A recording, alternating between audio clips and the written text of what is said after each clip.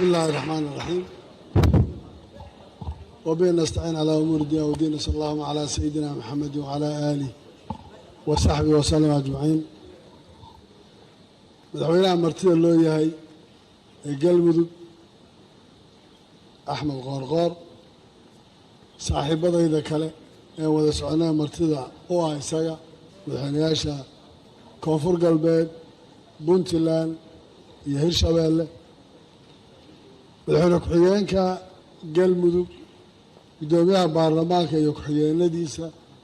dhammaan reer galmudug baarlamaan iyo wasiire iyo shacabba iyo inta kale ee martida ah ee la socotay madaxweyneyaasha madaxda xildhibaanada ka socda labada aqal ee dowladda federaalka ah bulshada rayidka ah iyo dhammaan dadka ka soo qayb galay waxaan leeyahay asalaamu calaykum waraxmatullahi wabarakaatu waxaan rabaa inaan marka hore u mahad celiyo madaxweyne axmed qoorqoor iyo maamulkiisa iyo ku-xigeenadiisa iyo reer galmudug sida aada iyo aada xushmadda iyo ixtiraamka u lahayd ay u soo dhoweeyeen wufuuddii u timid iyo nooca qabanqaabada shirkan oo aan isleeyahay iyadoo lalahaa war galmudug sidoo ay saaxiibaday sheegayeen waqtiga aanu qabanay oo la yidhi 7 bisha 8 aan shirka qabanno madaxweynuhuna uu safar markaa ku jiray ma qabsoomi karaan iyo ma iman karaan ay u qaateen inay waqtigaas qaabtaan iyo qof kastoo imanaya waftiyada ka mid ahay waxa uu filayay waxaan ahayn uu la soo kulmay waxaan rabaa inaan idinka mahad celiyo aan idhaahdana galmudug maanta waxay ku taagan tahay waddo fiican dadnimo hore oo ku jirtay way la soo wada baxeen maantana waxay ka muuqataa dhuusamareeb iyo reer galmudug soo dhoweynta marka laga soo taga haddana sida ay u diyaarsan yihiin iyo dowladnimada ay raadinayaan iyo qabanqaabada ay isugu wada yimaadeen ma koobi karo laakiin mar labaad iyo mar saddexaad baan leeyahay aada iyo aad baad u mahadsantihi intaa marka laga soo tago shirkaani muhiimadda uu lahaa waxaa ka hadlay saaxiibka martida loo yahay iyadoo aan filayo in mar walba yuusuf garaadna uu halkiisa dhaan wada ku darsanayay inuu yahay shir maanta qof walba uu soo fiirinayo waxaa laga filayaana uu yahay wax ay keentay xaaladda lagu jiraayay inay sababtay filitaanka shirkan wax laga filayaay mid waqtiga ku xigan inuu yahay taariikhda ay soomaaliya soo martay isma weydiinayno marxaladahay soo martay ee kala duwanaa laakiin waxaa hadda inoogu muhiimsan burburkii kadib soomaaliya inay qaaday tallaabooyin horey loo qaadayo oo dowladnimada lagu soo ururinayay laga soo bilaabo carta imbagaasi doorashadii 2012 muqdisho 2016 muqdisho marka lagu daro intii jabuuti isku darkii faraha badnaa intaasoo dhan waxay tusaysay soomaalidu ididiilo iyo amaal muujinaysay sida ay soomaalidu ugu baahan tahay bal inay ka guurto dhibaatadii iyo caqabadihii la filayay oo nooca dowladnimaha ay u guuraani inay ahayd midda marxaladaha keenaysay oo qof kastoo siyaasi oo soomaaliya oo damac siyaasadeed ku jiro uu ka fakeraya alleelehe hebel baa qaatay hadduu qaatay u daa afarta sanaan isdiyaarinayaa waxaa lagu gaadhay inta badan ee ku dhacaysana inay tahay wadatashi isla ogolaansho iyo dadku inay markaa waxay isla ogyihiin ay ku meel marayaan ay gaadhaan waxaa hubaal ah oo meel looga wareega aan lahayn guddiga doorashooyinka ee maanta jira markii la dhisayey iyo markii ka horreysayba waxaa laga hadlayay hal qof iyo hal cod in la gaadho waa hamiga qofka soomaaliyeed oo qof waliba ku fakerayo doorasho noocaasa inay dhacdo haddana mar walba waxaa waaqica runta sheegayey wadciga lagu jiro iyo xaaladda waddankeenna uu ku jiro oo u baahan inta taa la gaadhayo wax badanoo hore inay qabsoomaan inay mar walba caqabadaha ahayn looma fadhiisanayo markaa oo lama odhanayo waan gaadhi weyney sidan aan yeella haddana waxay noqonaysay lafba sidii lagu waxayn karaa loo xigtaa sidii lagu badbaadin karayo ama see xeegana loo xigtaa ilkana ku nabadgalaano mar walba haddana isbeddelkii iyo damcii iyo amaashii inay socoto inay tahay midda dowladnimada Soomaaliya aasaaska u lahayd 2016 markii laga hadlayay waxaa aad culayska loo saarayay inay dhacdo doorasho hal qof iyo hal cod oo ogeydeen National Leaders Forumkii iyo tallaabooyinka uu qaadayay wixii la sameeyay haddana way socon kari weyday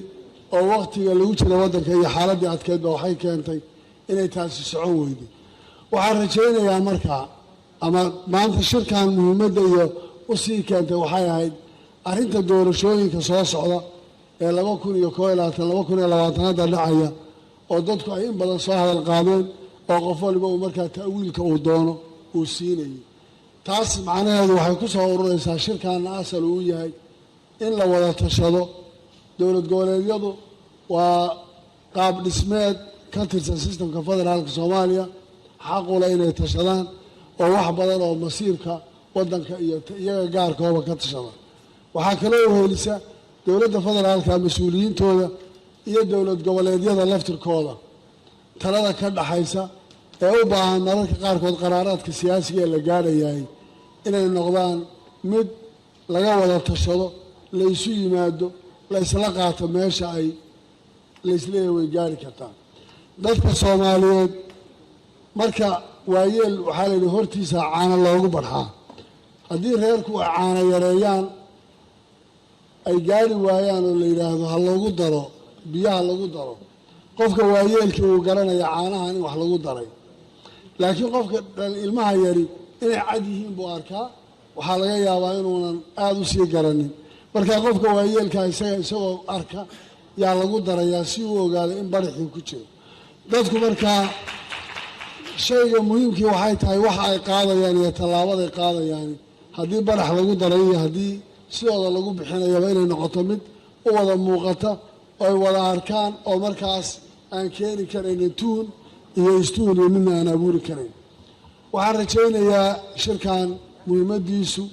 inay tahay inay ka soo baxaan wax rasmiya oo doorashooyinka iyo siyaasadda iyo wax walba iyo waxa dowlad goboleedyada ka dhaxeeya intaba saameyn ku yeelan doona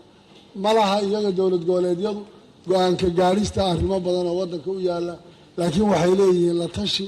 iyo inay talada iyaga iyo dowladda federaalka mas-uuliyiintooda ay ka dhaxayso goonina ayna u ahayn ayna doonaynina iyagu shaqo ayna iyagu lahayn inay qabtaan ay doonayaan inta iyagu xaqa u leeyihiin inay ku darsadaan taladooda taasina ay waddanka oo dhan horumar iyo guul gaarsiin karayso waxaa u baahan maanta culaysadana saaran waddanku inuu horey uga gudbo marxaladaha kolba lagu jiro waxaan u baahannahay waxyaalo badan baa inoo yaalay oo bilowgii dowladdan haddana laga hadlayay maantana taalla dastuurku uu ka mid yahay dhammaystirkiisa ay ka mid tahay la dagaalanka argagixisada in la fuliyo heshiisyadii hore loo soo gaaray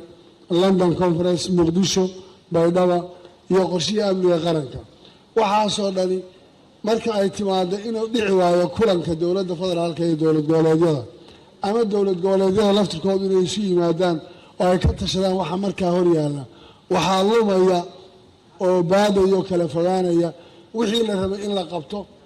ee la rabay inay waqtiyadaas qabsoomaan ama la iska weydiiyo waxaa nasiib darro noqonaysa heshiisyo badan oo horey loo soo gaaray fulintooda inaan la isweydiinin oo aan la odhanin war waxa halkaasay marayeen xaggee inoo marayeen maxaa ka qabsoomay maxay sababtu ay tahay waxaan rajaynayaa Soomaalidu inay ka wada shaqayso kulligeed waddankani maanta midnimada iyo gacanta la isqabsaday isku duubnidu galmudug waa tusaale idinku filan galmudug yaa tusaale idinku filan madaxweynaha senatarada iyo xildhibaanada iyo siyaasiyiinta iyo kuwa maamulkiisaba intay gacmaha isqabsadeen wareegga ay sameeyeen iyo maanta halkay shalay ka bilaabeen iyo maanta isku duubnida maanta ku shalay wax sheeganaya iyo mid kaleba maanta reer galmudug halkay isla gaadheen aan kulligeen gacmaha isqabsanno isku duubnaano ninka dowladda federaalka joogay maanta wuxuu mudan yahay in lagu ixtiraamo shaqada uu hayo isaguna uu garto cidda talada lale iyo waxa ka dhaxeeya ka maanta banaanka ka joogaana uu garto maanta ninka mas'uuliyadda federaalka joogay xilka saaran iyo culayska uu ogaado isaguna berri hadduu kursigaas tago si ay ugu sahlanaato inuu shaqadaa lala qabto inuu isaguna isku dayo qofka walaalkii ee markaa shaqada ku jira inuu wax la qabto oo uu la saxo oo uu gacanta la isku duubto ma aha federaalka keliya ibanta isteydyada oo ay ahayd maamulada ilaa heer council iyo saddexda leebal ee dowladnimo in loo dhowaado oo mid heer councilkii iyo degmooyinkii